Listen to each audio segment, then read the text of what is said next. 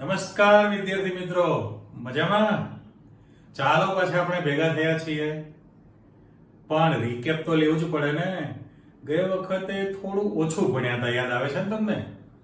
શું હતું? તો કે થોમ્સન ભાઈનું પરમાણુ મોડેલની ચર્ચા હતી અને એ જ ખામી પછી આપણે આલ્ફા કણ પ્રકીર્ણનનો રુથરફોર્ડનો જે પ્રયોગ શીખેલા એની અંદર પણ ચર્ચા હતી. પણ હવે આજનો પ્રશ્ન બહુ જ લાંબો છે કે જેની અંદર બોરના મોડેલ વિશેની ચર્ચાની જાણકારી લેવાની છે. એટલે સીધા જ પ્રશ્ન ઉપર જતા રહીએ આપણે. તો ચેક કરો, મેં લોંગ ક્વેશ્ચન મૂકેલો છે, મોટો પ્રશ્ન. બરાબર? આપણે ત્યાં 3 માર્ક તો મિનિમમ છે. હવે જેટલું કીધેલું છે એટલું જ પીરસવાનું, પણ મોટો પ્રશ્ન પણ બની શકે. તો હાઇડ્રોજન પરમાણુ માટે બોરનો નમૂનો શબ્દ મૂકેલો છે. નીલ બોર જે હતા વૈજ્ઞાનિક, બોરનો નમૂનો સમજાવો. બરાબર? ગયા લેક્ચરમાં કીધેલું, હજુ બોલું જ છું કે ભાઈ જે કંઈ બધી ચર્ચા છે માત્ર હાઇડ્રોજનને ધ્યાનમાં લઈને આપેલું છે. આમાં ઘણા બધા તમારી પાસે મુદ્દા તૈયાર થવાના છે. તો હાઇડ્રોજન પરમાણુ માટે બોર વૈજ્ઞાનિકે જે માહિતી આપેલી, જે આપણે આકૃતિમાં મૂકેલી છે, આ ચિત્ર તો તમારી પાસે પરમેનન્ટ યાદ જ રહી ગયેલું છે. થોડો અંદર આપણે હવે સુધારો વધારો કરતા જઈશું, વધારવાનું છે. તો પહેલામાં પહેલું કે હાઇડ્રોજન પરમાણુના કેન્દ્રમાં માત્ર એક પ્રોટોન જ છે, ન્યુટ્રોનની ગેરહાજરી.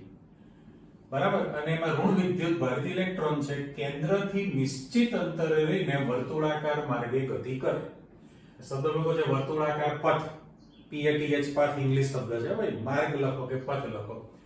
એક તમને એ નવો સુધારો દેખાશે, 52.9 પિકોમીટર લખેલું છે, PM માં છે. એટલે હાઇડ્રોજન પરમાણુ માટે પહેલી જ જે કક્ષામાં ઇલેક્ટ્રોન છે, તો કેન્દ્રથી એનું અંતર અથવા એની ત્રિજ્યા જે છે 52.9 પિકોમીટર આપેલું છે. તો જે આપણે ચર્ચા કરેલી કે ભાઈ પરમાણુમાં એક કરતા વધુ ઇલેક્ટ્રોન જુદી જુદી કક્ષામાં આવેલા હોય ઓર્બિટમાં, તો એ કક્ષાની ત્રિજ્યા શોધવા માટેનું સૂત્ર કયું બને? આપણે લખી નાખીએ અહીં આગળ કે ભાઈ એની જે ત્રિજ્યા જે છે, ત્રિજ્યા એ a0 અને આપણે a0 કહીએ બરાબર n² તરીકે મૂક્યું છે. તો n એટલે તમારી કક્ષા બદલાતી રહેવાની. છોડો ને પછી આપણે લખીએ છીએ. પણ પહેલામાં પહેલી જે કક્ષા છે, પહેલી જ કક્ષા, એના માટે આપણે સિમ્બોલ વાપરવાનો છે n બરાબર 1. બરાબર? પહેલી કક્ષા જે છે એની ત્રિજ્યા 52.9 પિકોમીટર છે. અને જેમ જેમ તમે આગળ વધતા જશો ત્રિજ્યા વધવાની જ છે ને. બરાબર? એટલે a0 n તૈયાર થયું કહેવાશે. તો ત્રિજ્યા જે છે આ ફિક્સ છે, એના પ્રમાણે આગળ વધવાનું છે. પણ અહીં આગળ જે ઇલેક્ટ્રોન લખેલો છે ઋણ વિદ્યુત ભારિત, એને મારે લખવું છે me. તો માસ ઓફ ઇલેક્ટ્રોન કહેવાય કે નહીં? માસ ઓફ ઇલેક્ટ્રોન છે. અને મારે અહીંયા લખવું હોય તો શું લખાય? માસ ઓફ, શું કીધું? ના, હું અહીંયા લખું છું mn લખેલું છે, માસ ઓફ ન્યુટ્રોન નહીં. હવે માસ ઓફ ન્યુક્લિયસ છે, કારણ કે હાઇડ્રોજન પરમાણુના કેન્દ્રમાં માત્ર એક પ્રોટોન જ છે. ભગવાને એને ન્યુટ્રોન આપેલો નથી. જ્યારે વહેંચણી કરતા છે ત્યારે તમારે જેમ કુદડું હોઈ રહ્યો હશે હાઇડ્રોજન, એટલે એને નથી આપેલો, ખલાસ થઈ ગયો, કોટા સ્ટોપ. એક પ્રોટોન છે, માસ ઓફ ન્યુક્લિયસ છે, માસ ઓફ ઇલેક્ટ્રોન છે. એટલે એની પરિકલ્પનામાં માત્ર એટલું જ હતું કે ભાઈ હાઇડ્રોજન પરમાણુમાં એક પ્રોટોન અને એક ઇલેક્ટ્રોન છે. ધન વિદ્યુત ભારિત પ્રોટોન જેનું દળ વધુ છે, કેન્દ્રમાં છે, ન્યુક્લિયસ છે, માસ ઓફ ન્યુક્લિયસ. અને કેન્દ્રથી નિશ્ચિત અંતરે 52.9 પિકોમીટર પહેલી જ કક્ષાની ત્રિજ્યા આપણી પાસે આવી ગઈ. એ માસ ઓફ ઇલેક્ટ્રોન છે, વર્તુળાકાર માર્ગે ગતિ કરશે. હવે એક કરતા વધુ ઇલેક્ટ્રોન હોય તો શું પરિસ્થિતિ થાય? તો બાજુની આકૃતિમાં પાછા તમે જાઓ, તો એમાં આપણે જે તૈયાર કરેલું છે, મારે આંકડા તો લખવા પડશે ને. તો પહેલામાં પહેલું કે અહીંયા લખું કે n બરાબર 1 છે. જો n બરાબર 1 પહેલી કક્ષા છે, તો પહેલી કક્ષાની શક્તિ, એનર્જી એટલે E1 કહું છું. ઓકે? બીજા નંબરની કક્ષા છે એટલે n બરાબર 2 કહું તો એની એનર્જી છે E2 કહેવાશે. એવી રીતે અહીંયા n બરાબર 3 છે, એટલે n નથી લખતો, 3 4 5 6 એમ કરતા કરતા ઇન્ફિનિટી સુધી છે ને, અનંત અંતર સુધી. તો પછી આની જે એનર્જી છે એ પણ તમારી પાસે સહેજ ઉપર લખું, ત્રીજી કક્ષા E3, ચોથી કક્ષા E4, પાંચમી કક્ષા E5, છઠ્ઠી કક્ષા E6 એમ તમારી પાસે En સુધી તૈયાર થવાનું છે. કરેક્ટ? તો આપણે જે ચર્ચા કરી કે ભાઈ ત્રિજ્યા વધવાની છે, તો પહેલી કક્ષા જે છે એમાં જો ઇલેક્ટ્રોન હોય એક નંબરમાં, તો કેન્દ્રથી જેનું અંતર છે એ ત્રિજ્યા તમારી પાસે r કેટલો કીધો 52.9 પિકોમીટર હાઇડ્રોજન માટે. પણ પછી તમારી પાસે દાખલા તરીકે બીજા નંબરની કક્ષામાં ઇલેક્ટ્રોન હોય તો કેન્દ્રથી એનું અંતર વધવાનું છે કે નહીં, તો ત્રિજ્યા શું થાય? વધે. 3 4 5 6 એમ કરતા કરતા માની લો કે તમારો ઇલેક્ટ્રોન આ છઠ્ઠા નંબરની કક્ષામાં છે, તો એ વખતે ત્રિજ્યા તમારી પાસે આ જે 3 મૂકેલું છે, પહેલી કક્ષા, બીજી કક્ષા અને છઠ્ઠી કક્ષા, તો કેન્દ્રથી અંતર વધવાનું છે. અને સાદો નિયમ શું છે કે બે આકર્ષણ બળ વધે તો પ્રણાલીની શક્તિ ઘટે. ઓકે, આ સ્ટેટમેન્ટ જે છે ને એ તમારે 24 મહિના સુધી પૂરું ન થાય ત્યાં સુધી યાદ રાખવાનું છે. વારંવાર એનો ઉપયોગ આવતો જશે, એ આપણે નોંધ તરીકે હમણાં વિચારીએ છીએ. પણ પહેલું તો એમ થયું કે ભાઈ કેન્દ્રથી જેમ જેમ તમે દૂર જતા જાઓ એટલે પરમાણુની ત્રિજ્યા વધે, એટલે ઇલેક્ટ્રોન વચ્ચેનું અંતર વધ્યું કહેવાય. બીજું કે કેન્દ્રથી અંતર વધવાને કારણે આકર્ષણ બળ પણ ઘટશે, તો ઊર્જામાં પણ ફરક પડવાનો છે. બરાબર? હવે મેં કહ્યું એ પ્રમાણે તરત તમારા મગજમાં જે વિચાર આવશે એટલે આપણે અહીંયા સ્ટેટમેન્ટ તૈયાર કરી દઈએ. ચાલો, બરાબર? જો હું અહીંયા વાક્ય રચના બનાવું છું કે જો આકર્ષણ બળ વધે તો, બરાબર, જો આકર્ષણ બળ વધશે તો તમારી પાસે જે સિસ્ટમ છે પ્રણાલીની શક્તિ શું થાય? ઘટે.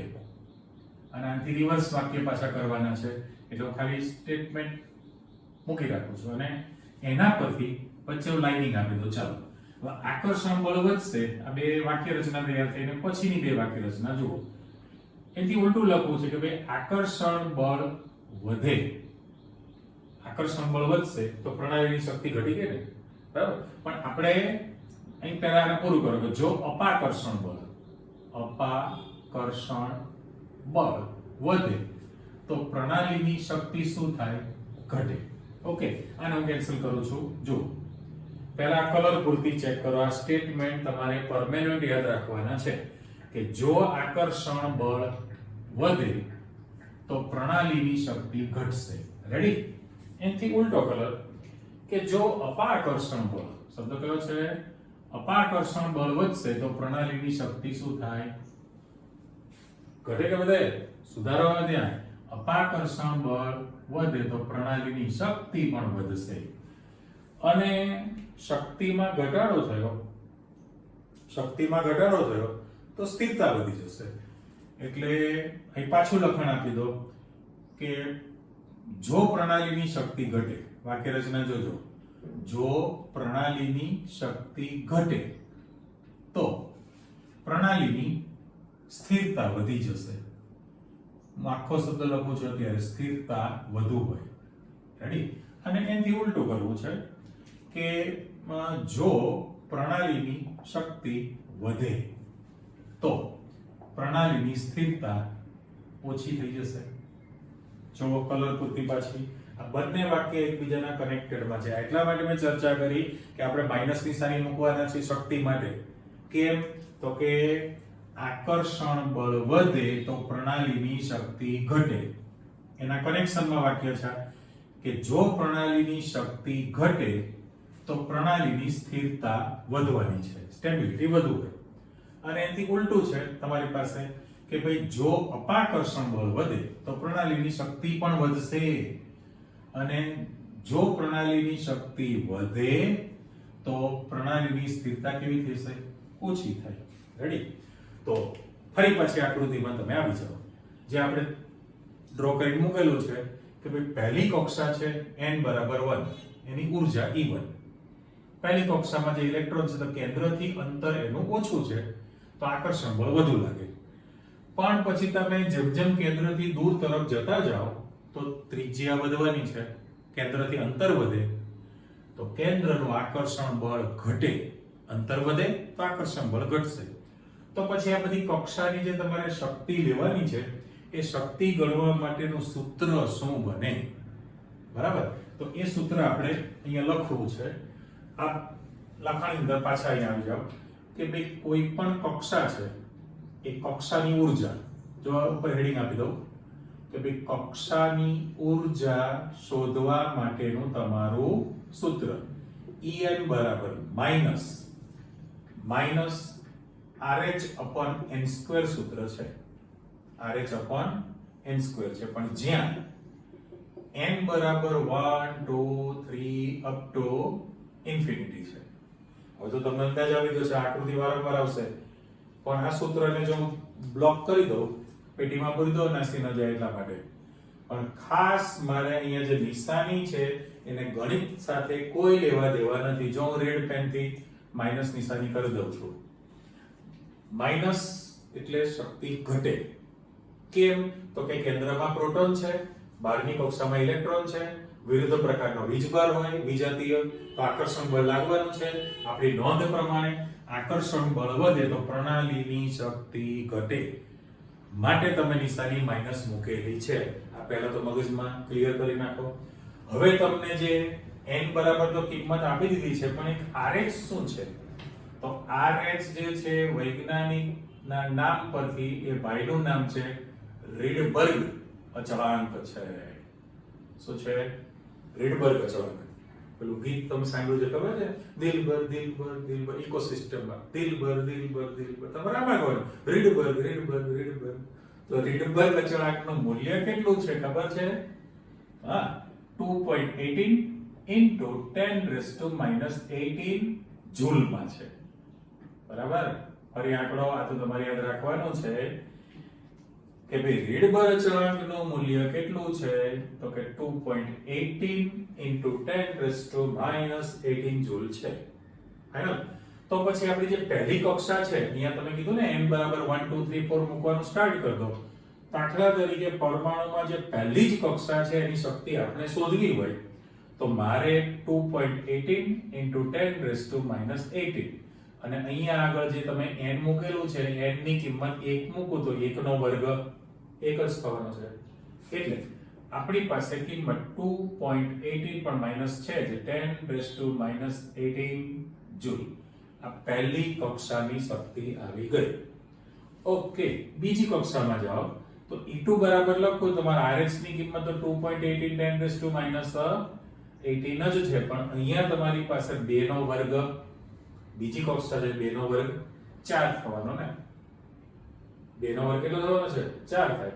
જો તમે અહીંયા 4 મૂકી દો તો આ જે છે ભાગાકાર કરો, 2.18 ભાગ્યા 4 કરી નાખશો, ઘાત તેમને જ છે. તો અહીંયા 0.425 ગાડી ચાલવાની ને, એટલે લખો તો માઈનસ કરો 0.545 10⁻⁻18 જૂલ છે. આવી રીતે મારે આમ ખાલી લખું છું કે ભાઈ E3 E4 એમ તમે જો લખવાનું સ્ટાર્ટ કરતા જાઓ દરેકે દરેક જગ્યાએ તો વેલ્યુ આવવાની છે. હવે મારે વિચારીને કહેજો શક્તિ માટે કે ભાઈ પહેલી કક્ષા છે એની ઊર્જા તમારી પાસે -2.18 10⁻⁻18 છે, કારણ કે પહેલી કક્ષા. બીજા નંબરની કક્ષા તમે લેશો n² સૂત્ર જે છે તમારી પાસે, તો એ જે કિંમત છે એ આપણે લખી નાખી.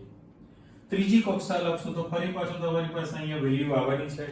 તો E1 કરતા E2 કિંમત વધી કે ઘટી? શું બોલો છો? વધી કે ઘટી? હા, જો બે ચર્ચા બોલી ગયા. જુઓ હું ફરી બોલું, -20 મોટા કે -25 મોટા? ઓ ભાઈ, -20 મોટા કે -25 મોટા? આવી ગયું ને સંખ્યા રેખા. -20 મોટા, -25 નાના કહેવાય. અહીંયા તમે ખાલી આંકડો લો 2.18 અને 0.5, તો આંકડો નાનો લાગે, પણ નિશાની માઈનસ છે એટલે પરિસ્થિતિ શું થઈ? પહેલી કક્ષા કરતા બીજી કક્ષાની શક્તિ હંમેશા વધુ હોય. તો અહીંયા પણ આના કરતાની ઊર્જા વધવાની છે ને, બરાબર? એના કરતાની ઊર્જા વધવાની છે, એટલે સ્ટેટમેન્ટ તમારી પાસે આવી ગયું કે ભાઈ કેન્દ્રથી અંતર વધે છે. જો કેન્દ્રથી અંતર વધે તો આકર્ષણ બળ ઘટે, અને આકર્ષણ બળ ઘટે તો શક્તિ પણ વધશે. એટલે અહીંયા આગળ આ કોઈ પણ કક્ષાની ઉર્જા શોધવા માટેનું આપણી પાસે સૂત્ર આવી ગયું, બરાબર?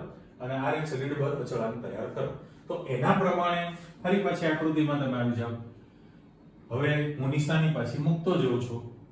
શું થશે કે ભાઈ પહેલી કક્ષા n બરાબર 1 એનો ઇલેક્ટ્રોન, બીજી કક્ષા એનો ઇલેક્ટ્રોન, તો E1 કરતા E2 ની શક્તિ કેવી હોય? વધુ હોવાની, રાઈટ? તમે સાબિત કર્યું. અને E2 કરતા E3 ની શક્તિ કેવી હશે? એના કરતા પણ વધુ. E4 ની એના કરતા પણ વધુ છે. એટલે મારી નિશાની આ પ્રમાણે આગળ ચાલતી જવાની. એટલે તમે બે વસ્તુ ક્લિયર કરી નાખી કે ભાઈ કેન્દ્રથી જુદી જુદી કક્ષા જે છે એક કરતા વધુ ઇલેક્ટ્રોન હોય તો જુદી જુદી કક્ષામાં ઇલેક્ટ્રોન આવેલા છે. જે અત્યારે તો વર્તુળાકાર માર્ક કીધેલું છે, બધી જ કક્ષા મૂકી છે જેને ઓર્બિટ કહેવાય, બરાબર? જુદી જુદી કક્ષામાં ઇલેક્ટ્રોન છે અને અંતર વધે છે તો આકર્ષણ બળ ઘટે, શક્તિ વધે. આ ફાઇનલ થયું. હવે ઇલેક્ટ્રોન વર્તુળાકાર માર્ગે ગતિ કરે છે, પણ અત્યારે જો માની લો કે આ જે ઇલેક્ટ્રોન છે પહેલા નંબરની કક્ષામાં રહીને જ ગતિ કરે છે તો એને સ્થિર માન્ય કક્ષા કહેવાય. પોતાની સ્થિર માન્ય કક્ષામાં રહીને જો ગતિ કરતો હોય તો એની ઉર્જા અચળ રહે, અચળ ઉર્જા રહેવાની છે. ઉર્જામાં કોઈ ફરક પડતો નથી, એ આપણા સૂત્ર પ્રમાણે. પણ હવે ઇલેક્ટ્રોન એક કક્ષામાંથી બીજી કક્ષામાં જાય તો શું થાય? એના માટેની જે ચર્ચા છે એ આખો સ્વતંત્ર પ્રશ્ન પણ તમને પૂછી શકે. મેં અહીંયા હેડિંગ આપેલું છે, અવશોષણ ઉત્સર્જનની થિયરી છે. અવશોષણ ને ઉત્સર્જનની થિયરી કોને કહેવાય? તો પહેલામાં પહેલું જો અહીંયા મેં લાઇનિંગ બે બનાવેલી છે. દાખલા તરીકે તમારો ઇલેક્ટ્રોન પહેલી કક્ષામાં છે, પોતાની માન્ય કક્ષામાં રહીને ગતિ કરતો હોય તો એના માટે ધરાવસ્થા શબ્દ વપરાય અથવા તો ભૂમિ અવસ્થા. શબ્દ કયો કીધો છે? ધરાવસ્થા અથવા તો ભૂમિ અવસ્થા કહેવાય. ઇંગ્લિશમાં ગ્રાઉન્ડ સ્ટેટ. તમારે જો એનર્જી તરીકે લખવું હોય ત્યારે હું EG સિમ્બોલ વાપરી શકું. ગ્રાઉન્ડ સ્ટેટ છે, ધરા અવસ્થા અથવા ભૂમિ અવસ્થા. બે છોકરીઓના ધરા અને ભૂમિ હોય. ધરાવસ્થા, ભૂમિ અવસ્થા, એની જે એનર્જી છે ગ્રાઉન્ડ સ્ટેટ છે. પહેલી કક્ષા આપણે અત્યારે વિચારીએ છીએ. હવે ઇલેક્ટ્રોન પોતાની માન્ય સ્થિર કક્ષામાં રહીને ગતિ કરે છે તો કોઈ માથાકૂટ છે જ નહીં. પણ આપણને શાંતિ પસંદ નથી. ગમે છે કોઈને? શાંતિ કોઈને ગમે ના? કે કચરા પોતા કરે એટલે ના ગમે? એમ નથી કહેતો હવે શાંતિથી ગતિ કરે છે, ના ફાવે, બરાબર? યજ્ઞમાં હાડકા નાખવા માણસની પ્રકૃતિ છે. એટલે તમે એ ઇલેક્ટ્રોન જે પરમાણુ છે એને બહારથી શક્તિ આપશો. હવે શક્તિના ઘણા બધા સ્ત્રોત છે. ઉષ્મા શક્તિ કહેવાય, પ્રકાશ શક્તિ કહેવાય, ચુંબકીય ક્ષેત્ર શક્તિ કહેવાય, બરાબર? અલગ અલગ પ્રકારના સ્ત્રોત છે. અત્યારે આપણે પ્રકાશની વાત કરવી છે. એટલે પહેલું સ્ટેટમેન્ટ આવી ગયું કે જ્યાં સુધી પરમાણુમાં રહેલો ઇલેક્ટ્રોન પોતાની માન્ય એટલે માનીતી નક્કી કરેલી, પસંદ કરેલી, ઓહો કેટલા બધા પર્યાય શબ્દ કીધા મેં. માન્ય, માનીતી, નક્કી કરેલી અને પસંદ કરેલી. એટલે જ્યાં સુધી પોતાની માન્ય સ્થિર કક્ષામાં રહીને ઇલેક્ટ્રોન ગતિ કરતો હોય ત્યાં સુધી એની ઉર્જા પણ ઓછી હોય, બરાબર? પણ હવે જ્યારે તમે બહારથી કંઈક એને શક્તિ આપો, આપણે પ્રકાશ શક્તિની વાત કરવી છે એટલે આપણે સમીકરણ પણ લખતા જવાનું છે.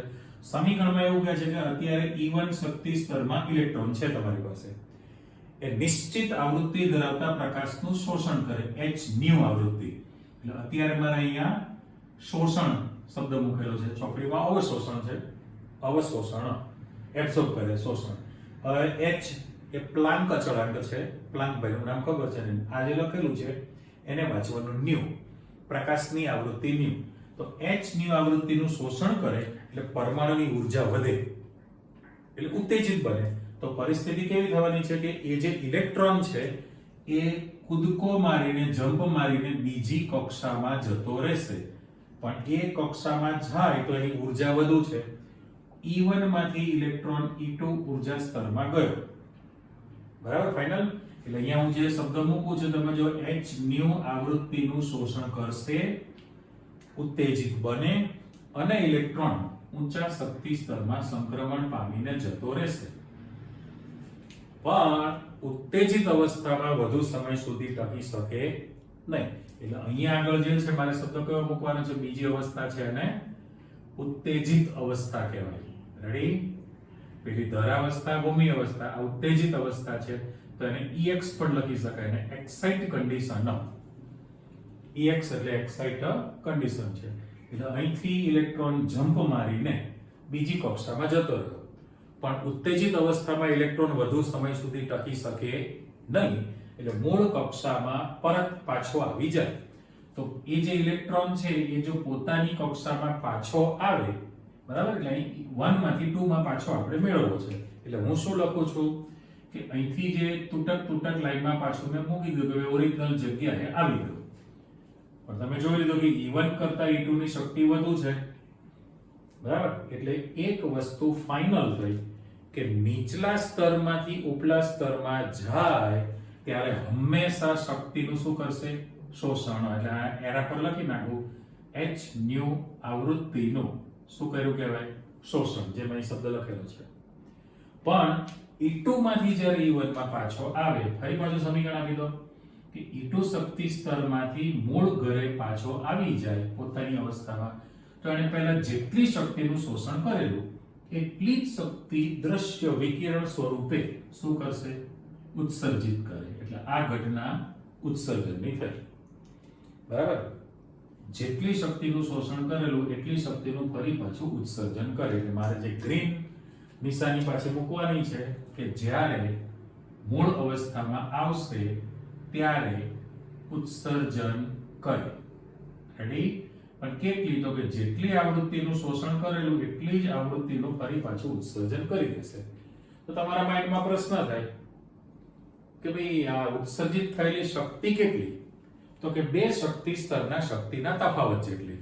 એટલે અહીંયા તમે જુઓ, આ બે શક્તિ સ્તર વચ્ચેનો જે તફાવત છે ને મારે ડેલ્ટા E કહેવાશે કે નહીં? ઓકે. જો ડેલ્ટા E મારે લખવું અહીંયા સાઈડમાં, આવો પાછા, કે જ્યાં ડેલ્ટા E બરાબર લખવું હોય તો E2 E1 છે. E2 E1. પણ અહીંથી અહીં જવાનું ભાડું કેટલું હતું? બરાબર, h નું.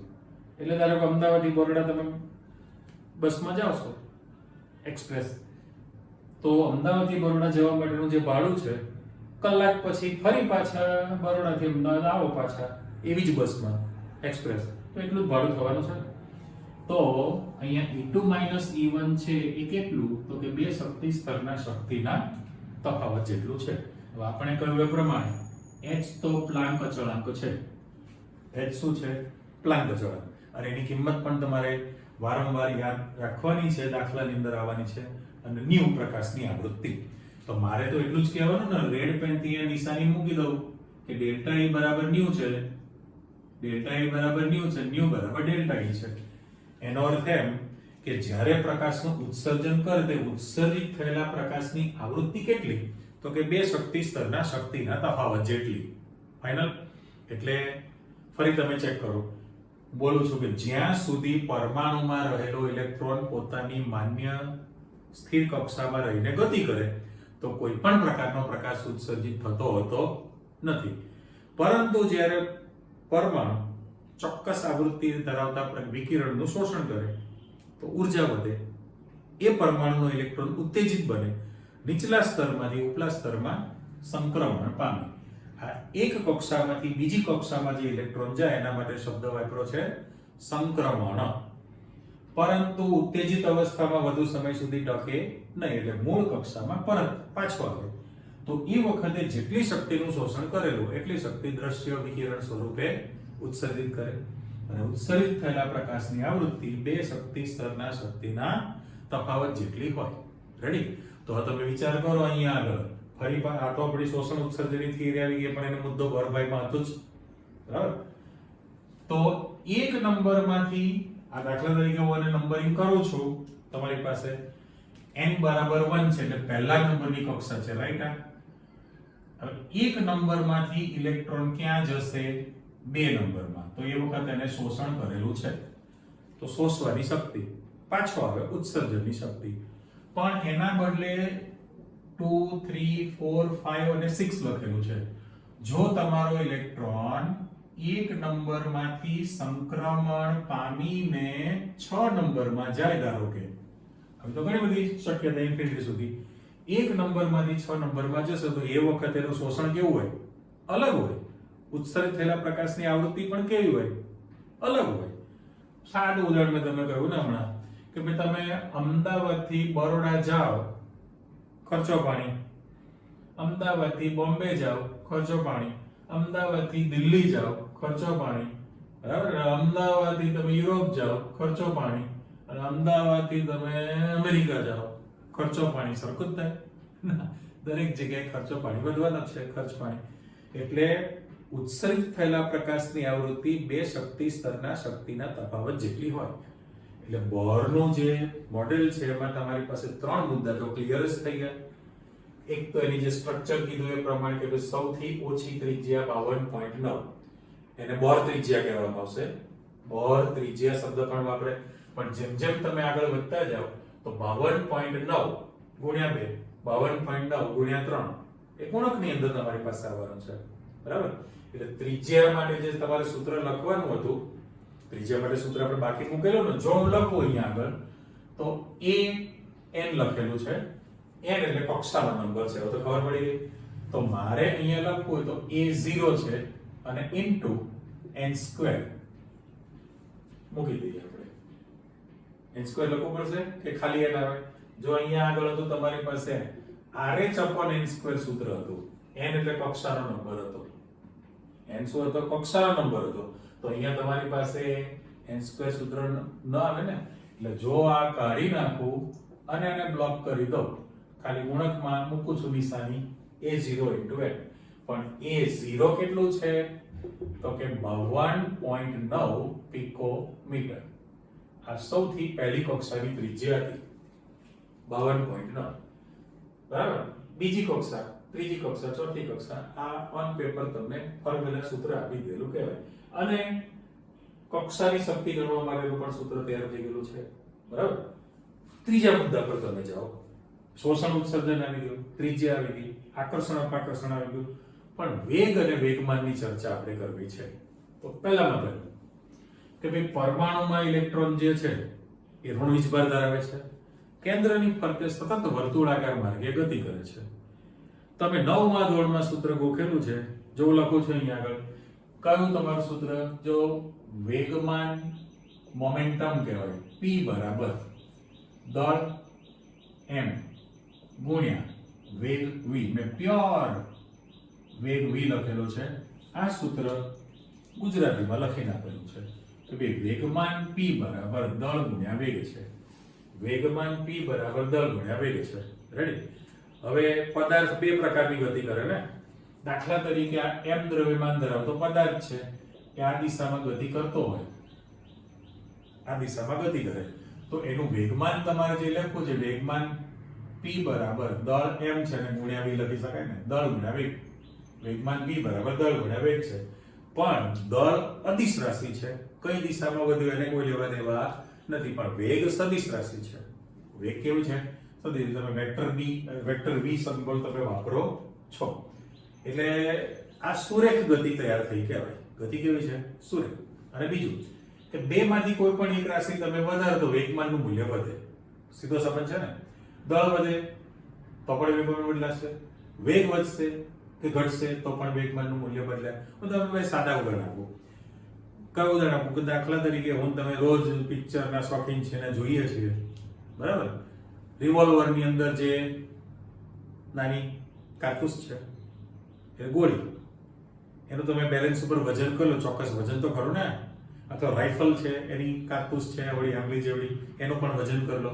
હવે હું ખિસ્સામાં રાખું અને છોકરા ભણતા ન હોય ને કે મટક ચાળા કરતો તો ગોળી કાઢી કે મારે તારું ખૂન કરવું છે, ખૂન કરવું છે, એમ તો મારવાનું શરૂ કરું તો ઘૂસી જશે અંદર? ના. કેમ? તો કે એને દળ છે પણ વેગ નથી ને. દળ ખરું પણ વેગ નથી. પણ જો રિવોલ્વરમાં ચડાવીને હું શૂટ કરું, બરાબર, તો ફૂરચા બોલાય. જ્યારે ગોળી છૂટે ખબર છે કેવો અવાજ નીકળે? ઘનશ્યામ એમ બોલે. ઘનશ્યામ ફિલ્મમાં એવું બોલતું એમ. એટલે દળ ખરું પણ વેગ નતો, એટલે વેગમાન વધ્યું છે. બીજું એથી વિપરીત ઉદાહરણ આપું. દાખલા તરીકે સિંગલ માળની બસ છે. આ પિક્ચરોમાં તમે જોઈ છે, વર્ષો પહેલા આપણે પણ ચાલતી હતી અમદાવાદમાં. ડબલ ડેકર બસ, 2 માળની બસ છે. બંને બસ પેસેન્જરથી ભરેલી છે. બરાબર, હાઈવે પર 60 ની સ્પીડે બંને બસ ચાલે છે. એક જ સરખા વેગ સરખો લીધો, 60 કિલોમીટર પ્રતિ કલાકે. અચાનક રોડમાં વચ્ચેથી ભેંસ નીકળે અને બંને ડ્રાઈવર બ્રેક મારે તો સિંગલ માળનો જે બ્રેક મારીને કંટ્રોલ કરી શકે. જ્યારે ડબલ ડેકરનો ડ્રાઈવર બ્રેક પેડ ઉપર ઉભો રહે, ચૂ કરતો ત્યાં સુધી પહોંચી જશે. એક્સિડન્ટ પણ થઈ શકે. કેમ? તો કે એનો વેગ અચળ હતો, બેનો સરખો 60 કિલોમીટર પ્રતિ કલાક, પણ સિંગલ માળ કરતા ડબલ ડેકરનું દ્રવ્યમાન વધ્યું તો વેગમાન પણ વધે છે ને. સાચી વાત છે. ફિઝિક્સમાં તમારી પાસે ઉદાહરણ છે કે એક પટલી વ્યક્તિ અને એક જાડી વ્યક્તિ ટેકરીનો ઢાળ ઉતરે છે, તો પટલી વ્યક્તિને રોકવી સહેલી છે, જાડી વ્યક્તિને રોકવી અઘરી છે. તો વસ્તુ તો આની આ થઈ ને, કારણ કે વેગ ઉતરે છે સરખો છે, પણ દ્રવ્યમાનમાં ફરક છે એટલે વેગમાન પણ વધે. આ જે ફિઝિક્સનો સાદો નિયમ હતો કે વેગમાન મોમેન્ટમ, વેગમાન p બરાબર દળ ગુણ્યા વેગ છે, એ વસ્તુ પણ વર્તુળાકાર માર્ગને લાગુ પડે. મકર સંક્રાંતિ વખતે ખબર છે તમને કે પથ્થર સાથે તમે દોરી બાંધી દો, મકર સંક્રાંતિ વખતે પથ્થર સાથે દોરી બાંધો, બરાબર, દોરી છેડો તમે પકડેલો હોય અને તમે ગોળ ગોળ ફેરવવાનું સ્ટાર્ટ કરશો, જેમ સ્પીડમાં કરશો તમને વજનદાર વધારે લાગે. ચલો, પથ્થરનું દળ તો ફિક્સ છે, માપી લો, વજન ફિક્સ, પણ વેગ તમે વધારતા ગયા તો જેના કારણે વેગમાન વધે છે. અને તમે એકદમ સ્પીડમાં ફેરવીને આમ છોડો દોરી, બાંધેલી લંબી છે, તો કેન્દ્ર ત્યાગી બળને કારણે દૂર સુધી જાય, કોઈની પતંગની ઝૂલમાં પડે. એ વર્તુળાકાર માર્ગની ગતિ થઈ. એ આપણા કૃષ્ણ ભગવાનનું, વિષ્ણુ ભગવાનનું જે સુદર્શન ચક્ર છે, એમને પણ ખબર છે. એ જ્યારે ભણતા હતા એમના ગુરુએ શીખવાડેલું હતું, કહું આ સૂત્ર ગોખી નાખજો ભાઈ, વેગમાન p બરાબર દળ ગુણ્યા વેગ છે. એમણે પણ તમારે જે તૈયાર કરેલું સુદર્શન ચક્ર શું છે? કશું નહીં, તમારી સાયકલનું ચેઇન ચક્ર છે. અચ્છા, ભગવાનની આંગળી મજબૂત છે એટલે થોડું વજનદાર રાખતા હશે ચક્ર, બરાબર. હવે આપણે કૃષ્ણ ભગવાન અહીંયા આવતું, જો આ છોકરો ક્યારનો બગાસા કાંઈ ભણતો નથી, આ આળસ મળે છે, આનું ઉડાડી દો ડોકું, તો એ દાખલા તરીકે સુદર્શન ચક્ર ફેંકે તો કે કટ ના કરે, અડી પાછું પડે, પેલી ફ્લાઇંગ ડિશ તમે રમતા હોય રીતે. પણ એમને પણ ખબર છે કે આંગળીમાં સુદર્શન ચક્ર જે છે એટલું બધું સ્પીડમાં ફેરવે ને સૂત્ર પાછા બોલતા જાય આમ કેડ પર હાથ મૂકીને. દળ ફિક્સ હતું, દળ ગુણ્યા વેગ, દળ ગુણ્યા વેગ, દળ ગુણ્યા વેગ કરીને પછી આંગળી કાઢી લે, માર ફાળ ગતિ કરીને સત્યાનાશ કરી નાખે. તો એ જ વસ્તુ અહીંયા છે. મેં આટલી બધી તમને પૂર્વ ભૂમિકા આપી દીધી સૂત્ર લખવા માટે. તો પરમાણુમાં જે ઇલેક્ટ્રોન છે તો ઋણ વીજભાર ધરાવે છે, કેન્દ્રની ફરતે સતત વર્તુળાકાર માર્ગે ગતિ કરે છે, તો એને જે વેગમાન લાગુ પડે એને કોણીય વેગમાન કહેવાય. કેવું છે? કોણીય વેગમાન. તો કોણીય વેગમાન માટે જવાબદાર આની જેમ જ છે, દળ ખરું, વેગ ખરો, પણ એને ત્રિજ્યા લાગુ પડે છે. તો એનું જે આપણી પાસે સૂત્ર લખવું છે, નીચે આપણી પાસે જગ્યા છે, હું લખું છું. જુઓ અહીંયા આગળ કે ઇલેક્ટ્રોન માટેનું કોણીય વેગમાન, કોણીય વેગમાન છે એટલે અહીંયા m into vr, બરાબર, અથવા ગુણકમાં પણ મૂકે છે. હવે એની કિંમત છે nh/2π જેટલી થાય, nh/2π જેટલી થશે. હવે માત્ર મારે અહીંયા આગળ જે છે n ને જ ગોળબિંદુ કરી દો. ચાલો, h પ્લાન્ક અચળાંક છે, મેથ્સ નો બગડો અચળ છે, અને પાઈ 3.14 એ પણ અચળ છે. આ પદ તમારું અચળ છે, માત્ર બદલાય રાશિ કઈ છે? n કક્ષા. n બરાબર 1 2 3 4 એમ તમે મૂકવાનું સ્ટાર્ટ કરી દો. એટલે કોણીય વેગમાન છે, ઇલેક્ટ્રોનનું જે કોણીય વેગમાન છે એ nh/2π જેટલું થાય, h/2π ના પૂર્ણ ગુણક બરાબર થાય. કેમ? તો કે n ની કિંમત જે છે એ તમારી પાસે હંમેશા n બરાબર કેટલી હોય? 1 2 3 પૂર્ણાંક કિંમત હોવાની છે, અપૂર્ણાંક તો છે નહીં. ઓકે, એટલે હવે તમે વિચારો કે આપણે જે ચિત્ર મૂકેલું છે એમાં n ની કિંમત હું એકડો મૂકી દઉં. ચલો, આગલા પ્રશ્નમાં તમને પ્લાન્ક અચળાંકની વેલ્યુ નથી આપેલી, ખબર છે ને? પ્લાન્ક અચળાંકની વેલ્યુ આપેલી નથી. તો હવે તો આપણે લખવી પડશે ને. તો એ પ્લાન્ક અચળાંક છે, જો અહીંયા આગળ જ્યાં h બરાબર પ્લાન્ક, વૈજ્ઞાનિક મેક્સ પ્લાન્ક પ્લાન્ક અચળાંક, એની કિંમત છે 6.626 into 10 raised to minus 34 જૂલમાં છે. બરાબર, જૂલ અને અર્ગ. જો અહીંયા આ જ આંકડો રાખું 10 raised to minus 27 રાખું તો અર્ગ થાય. જૂલ અને અર્ગનો સંબંધ કેટલો છે? 27 અરે 10 raised to 7 છે ને, તો 27 વત્તા 7 કરો. 27 વત્તા 7 તો 34 થઈ ગયું ને. એટલે પ્લાન્ક અચળાંકની કિંમત h બરાબર 6.626 into 10 raised to minus 34 joule છે. તો તમારા સૂત્રની અંદર જે છે h અચળ છે, બગડો અચળ છે, પાઈ 3.14 અચળ છે, તો તમારી પાસે ફરે એવી રાશિ કોણ થઈ? n ની કિંમત છે. તો એટલું ફાઇનલ થયું કે તમારા પરમાણુમાં, તમારો એટલે આપણા પરમાણુમાં જો ઇલેક્ટ્રોન પહેલી કક્ષામાં હોય, પહેલી કક્ષામાં હોય તો આપણે સૂત્રમાં n બરાબર 1 મૂકવો છે. ઓકે, તો બાકીનું તમે અચળ મૂકશો તો જવાબ આવી ગયો. જે આંકડો અચળ થયો એટલું ઇલેક્ટ્રોનનું કોણીય વેગમાન હોવાનું. ઓકે, જો તમે બીજા નંબરની કક્ષા મૂકો, જો 2 નંબરમાં ઇલેક્ટ્રોન હોય, n ની કિંમત 2 મૂકીશ, n ની કિંમત 3 મૂકીશ. જો આ આગલા ગણતરી પ્રમાણે n ની કિંમત 2 મૂકું તો જવાબ સરખો આવશે કે બદલાય? યસ, બદલાય. તગડો મૂકી દઉં ત્રીજી કક્ષા તો પણ બદલાય, ચોગડો મૂકું તો પણ બદલાશે. તો આ સ્ટેટમેન્ટ પરથી આપણે શું કહી શકીએ કે ભાઈ પરમાણુમાં જુદી જુદી કક્ષામાં રહેલા જે ઇલેક્ટ્રોન છે, પરમાણુમાં જુદી જુદી કક્ષામાં જે ઇલેક્ટ્રોન છે, એ કક્ષામાં ઇલેક્ટ્રોનની ઊર્જા જુદી જુદી હોય છે અને ઇલેક્ટ્રોનનું કોણીય વેગમાનનું મૂલ્ય પણ અલગ અલગ હોય છે. રાઈટ? તો આપણે એવું કહી શકીએ અહીંયા આગળ કે ભાઈ ઇલેક્ટ્રોન એવા પ્રકારની કક્ષા પસંદ કરે છે અથવા એવી કક્ષામાં રહે છે કે જ્યાં તેનું કોણીય વેગમાનનું મૂલ્ય h/2π ના પૂર્ણ ગુણક બરાબર થાય. h/2π ના પૂર્ણ ગુણક બરાબર થાય એવા પ્રકારની જ કક્ષામાં એ રહી શકતું હોય છે. એટલે હાઇડ્રોજન માટે જે બોરભાઈએ ચર્ચા વિચારણા કરી, આપણે કેટલી બધી માહિતી બોર્ડ પર તમને આપી દેલી છે કે ભાઈ જો એ ફરીથી રિપીટ કરીએ છે. પહેલું એનું જે મોડેલ હતું, કોની હાજરી છે, વર્તુળાકાર માર્ગે ગતિ કરે. ખામી તો જે આપણે પછી વિચારવાના. ત્રિજ્યા જે છે એ વધતી જવાની છે. કક્ષાની શક્તિ માઈનસ નિશાની શા માટે મૂકી તમને ખબર પડી ગઈ, વેલ્યુ આવી ગઈ. પોતાની કક્ષામાં રહીને ગતિ કરે તો પ્રકાશ ઉત્સર્જિત થતો નથી, પણ નીચલા સ્તરમાંથી ઉપલા સ્તરમાં સંક્રમણ પામે ત્યારે ઊર્જાનું શોષણ કરે, અવશોષણ. ઉપલા સ્તરમાંથી નીચલા સ્તરમાં પાછો કરે ત્યારે ઉત્સર્જન કરે.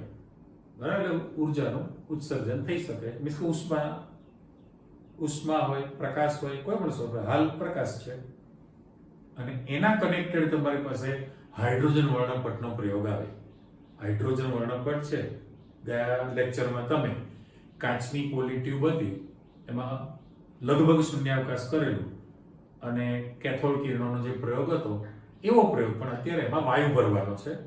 તો હાઇડ્રોજન વર્ણપટ તૈયાર થઈ, આપણે પ્રશ્ન શીખીએ ત્યારે ખબર પડશે. અને આ શોષણ ઉત્સર્જનની જે ઘટના હતી એની રાશિ પણ તમારી પાસે આવી ગઈ. એટલે લગભગ બોર મોડેલની જે વિગત હતી પરમાણુ માટેની, એ બધી જ ચર્ચા તમારી પાસે આવતી ગઈ. અને પછી એની ખામી, પણ ખામી શીખતા પહેલા એણે રજૂ કરેલો પ્રયોગ, હાઇડ્રોજન વર્ણપટનો પ્રયોગ સમજવો પડશે, પછી ખામી ઉપર તમે જવાના. પણ એ પ્રયોગ વખતે પણ આ આકૃતિ તમારી આમને જ રહેવાની છે. કેમ? તો કે પહેલી કક્ષામાં જઈને પાછો આવે, ચોથી કક્ષામાં જઈને પાછો આવે, છઠ્ઠી કક્ષામાં જઈને પાછો આવે. બરાબર? એમ આગળ ચાલતું રહે. તો દરેક વખતે શોષણ ઉત્સર્જન અલગ હોવાનું અને એના કારણે તમારી પાસે સ્પેક્ટ્રમ વર્ણપટ તૈયાર થશે. એટલે એ બધી ચર્ચા છે એ આપણે નેક્સ્ટ લેક્ચરમાં પાછા મળીને તૈયાર કરીશું. પણ ત્યાં સુધી પાઠ્યપુસ્તકમાં જે લખાણ આપેલું છે, આજની જે આપણી ચર્ચા છે એને સરસ રીતે તૈયાર કરી નાખો, બરાબર? પછી જ આપણે આગળ વધવાના છીએ. ઓકે, નેક્સ્ટ ટાઈમ મળીએ છીએ. આવજો.